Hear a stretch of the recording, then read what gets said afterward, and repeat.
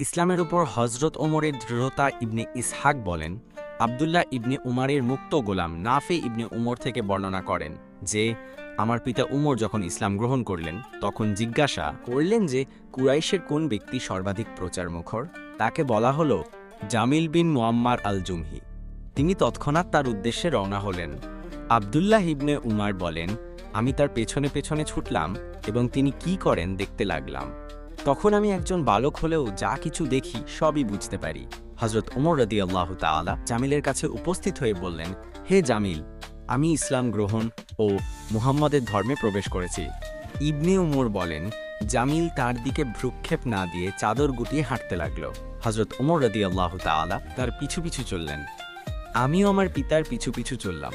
চলতে চলতে মসজিদুল হারামের দরজার কাছে পৌঁছে সে বিকট চিৎকার করে বলল, হে কুরাইশ জনমণ্ডলী, শুনে নাও, উমর ধর্মচ্যুত হয়ে গেছে। এ সময় কুরাইশ নেতৃবৃন্দ কাবার চত্বরে তাদের আড্ডায় বসেছিল।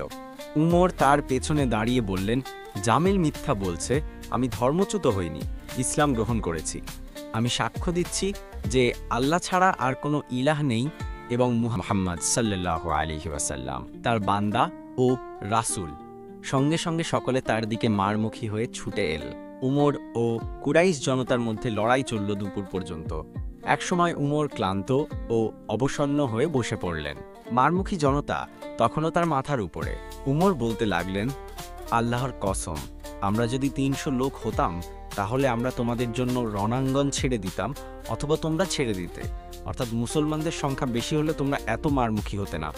উভয় পক্ষ যখন এই পর্যায়ে, তখন সহসা সেখানে একজন প্রবীণ কুরাইশ সর্দারের আবির্ভাব ঘটল। মূল্যবান ইয়ামানি চাদর ও নকশাদার আলখেল্লা পরিহিত এই বৃদ্ধ এসে তাদের পাশে দাঁড়ালেন। তিনি জিজ্ঞেস করলেন, তোমাদের কি হয়েছে? তারা বলল, উমর ধর্মচ্যুত হয়ে গেছে। বৃদ্ধ বললেন, তাতে কি? থামো, একজন মানুষ নিজের ইচ্ছায় একটি জিনিস গ্রহণ করেছে, তোমরা তার কি করতে চাও? তোমরা কি ভেবেছ বনু আদি বিন হযরত ওমর রাদিয়াল্লাহু তাআলা এর গোত্র তাদের সদস্যকে তোমাদের হাতে এভাবেই ছেড়ে দেবে? ওকে ছেড়ে দাও। ইবনে উমার হযরত ওমর রাদিয়াল্লাহু তাআলা এই কথার পর তারা নিজেদের উত্তেজিত ভাবাবেগকে সংযত করল। পরে মদিনায় হিজরত করার পর আমার পিতাকে জিজ্ঞাসা করেছিলাম, আব্বা, ওই বৃদ্ধটি কে যিনি আপনার ইসলাম গ্রহণের দিন মারমুখ জনতাকে আপনার কাছ থেকে ধমক দিয়ে হটিয়ে দিয়েছিলেন? তিনি বললেন, তিনি আশ ইবনে ওয়াইল আসরাহমি। ইবনে হিশাম বলেন, আমাকে কোনো কোনো বিদ্বান ব্যক্তি বলেছেন যে আবদুল্লাহ ইবনে উমর ও তার পিতার কথোপকথনটি ছিল এরকম, আব্বা, ওই লোকটি কে যিনি আপনার ইসলাম গ্রহণের দিন মক্কাতে যারা আপনার ওপর আক্রমণ করেছিল তাদেরকে ধমক দিয়ে থামিয়ে দিয়েছিলেন? আল্লাহ ওনাকে উত্তম প্রতিদান দিন। হযরত ওমর রাদিয়াল্লাহু তাআলা, হে বৎস, তিনি আস ইবনে ওয়াইল, আল্লাহ তাকে কোনোই উত্তম প্রতিদান যেন না দেন, কারণ ইসলাম গ্রহণ ব্যতীত ভালো কাজের প্রতিদান পাওয়া যায় না। আস ইবনে ওয়াইল মুশরিক অবস্থায় এই কাজটি করেন এবং কখনো মুসলমান হননি। হযরত ওমর রাদিয়াল্লাহু তাআলা বলেন, সেই রাত্রে ইসলাম গ্রহণ করার পর সিদ্ধান্ত নিলাম যে মক্কাবাসীর মধ্যে যে ব্যক্তি রাসূল মুহাম্মদ সাল্লাল্লাহু আলাইহি ওয়াসাল্লাম সবচেয়ে কট্টর দুশমন, তার কাছে যাব এবং তাকে জানাবো যে আমি মুসলমান হয়ে গেছি। ভেবে দেখলাম যে এই ব্যক্তিটি তো আবু জাহল ছাড়া আর কেউ নয়।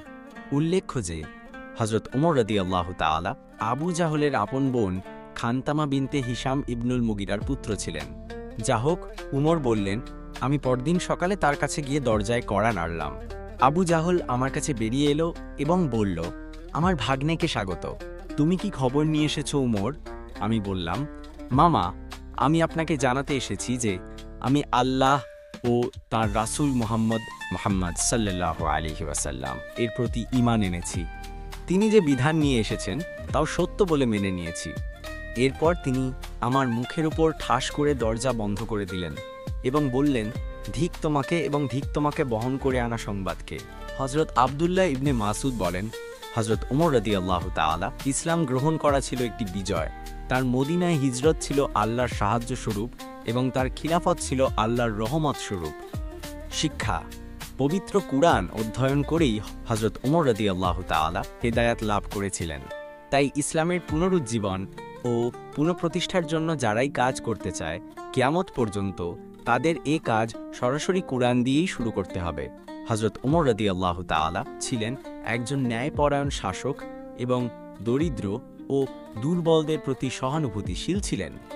শিশুদের প্রতি তার বিশেষ স্নেহ ছিল এবং তিনি প্রায়শই তাদের সাথে খেলা করতেন ও তাদের উপদেশ দিতেন। ভিডিওটি ভালো লাগলে এডুকেশন বাংলা চ্যানেলটি সাবস্ক্রাইব করুন। নিয়মিত ভিডিও পেতে বেল বাটনটি ক্লিক করুন।